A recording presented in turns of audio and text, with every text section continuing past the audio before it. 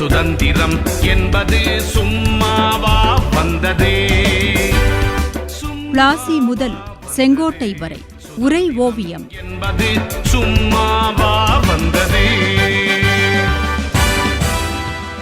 தென்னகத்தில் ஆங்கிலேயருக்கு எதிராக போர்க்குரல் உயர்த்திய முதல் வீரனாய் பூலித்தேவனை சொன்னேன் அல்லவா? அவன் இதே செப்டம்பர் 1ஆம் தேதிதான் பிறந்தான் என் மகனே.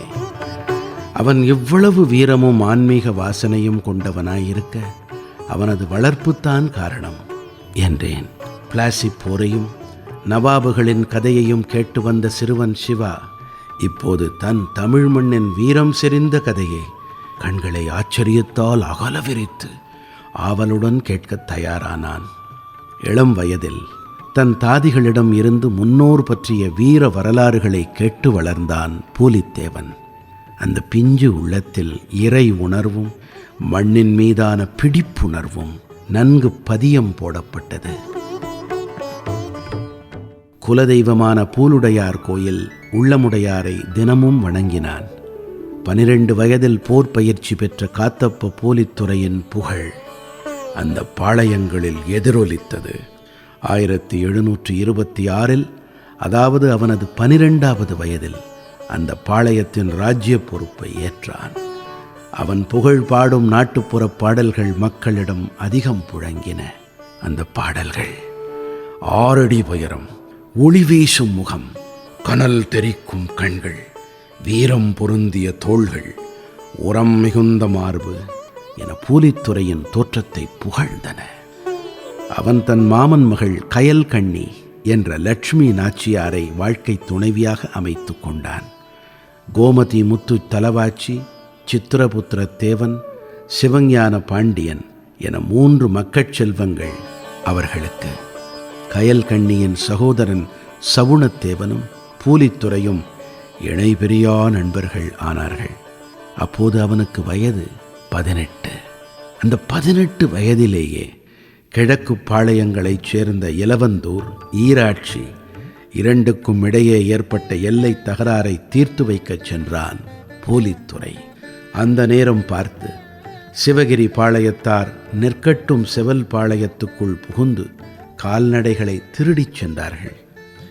நான் இப்படி சொன்னபோது என்னிடம் கதை கேட்டு கொண்டிருந்த சிறுவன் சிவா சற்று நிமிர்ந்து உட்கார்ந்தபடி, ஆனால் தாயே, இது ஏதோ நம் தமிழ்ச்சங்க இலக்கியங்களில் படித்த ஆனிரை கவர்தல் என்ற செயல் போல் தெரிகிறதே. 2000 வருடம் முன்னர் தான் அப்படி இருந்தது. 200 வருடங்கள் முன்பும் அப்படித்தான் இருந்ததா தாயே என்று ஆச்சரியம் மேலிட கேட்டான். அவனுக்கு அந்த வாழ்க்கை சூழலை எப்படி புரிய வைப்பது? சொல்லத் தொடங்கினேன். ஒருவரை ஒருவர் அடுதலும் தொலைதலும் தொன்று தொட்டே வருவன என்று ஒரு புலவன் சங்க இலக்கிய காலத்தே பாடி வைத்தான்.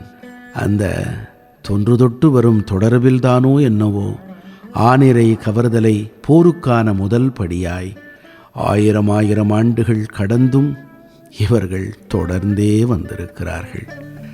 அன்று அருகருகே இருந்த பாளையங்கள், ஜமீன்கள் எல்லாம் அடுத்த பாளையங்களுக்குள் புகுந்து ஆடு மாடுகளை கவர்ந்து செல்வதும் விளையும் தருவாயில் இருக்கும் பயிர்களை அறுத்து கொண்டு ஓடுவதுமாக இருந்தார்கள். இப்படிப்பட்ட திருட்டு வேலைகளில் இருந்தே தங்கள் பகுதியை பாதுகாத்து கொள்வது பிரம்ம பிரயத்தனமாக இருந்தது இவர்களுக்கு. ஒருபுறம் அக்கம்பக்கத்து திருடர்கள் என்றால், மறுபுறம் கப்பம் வசூலிக்கும் போர்வையில் அந்நிய திருடர்கள். நெற்கட்டும் செவல் பாளையத்திலிருந்து சிவகிரி பாளையத்தான் ஆடு மாடுகளை களவாடிச் செல்லும் செய்தி தெரிந்தது பூலித்துறைக்கு. சுமார் 150 வீரர்களுடன் சிவகிரி பாளையத்தான் படைகளை தடுக்க ஒரு சிறு போரை நடத்தினான் பூலித்துறை. தன் கால்நடை செல்வங்களை மீட்டு வந்தான். என்றாலும் தோழன் சபுணத்தேவனை அதில் இழந்தான். அந்த துயர் அவனை பெரிதும் வாட்டியது. இந்த சிறு சிறு போர்கள்தான் அவன் மன வலிமையை அதிகரித்தன. இப்படி சண்டை போட்டு கொண்டிருந்த பாளையங்களை முதலில் ஒற்றுமைப்படுத்த வேண்டும் என்றே எண்ணினான் பூலித்துறை.